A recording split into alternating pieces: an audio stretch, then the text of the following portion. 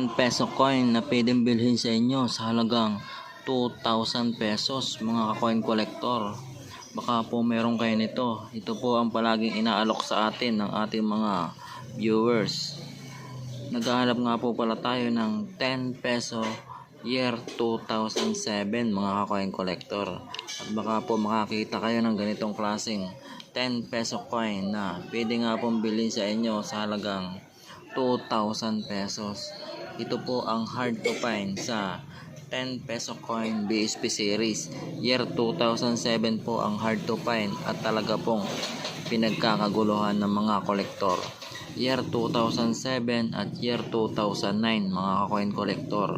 Baka po meron kayo nitong naitatabi at pwede nga pong bilhin sa inyo sa halagang 2,000 pesos. Lalong lalo na po kung mga brilliant uncirculated condition. Yan po talaga ay mahal, higit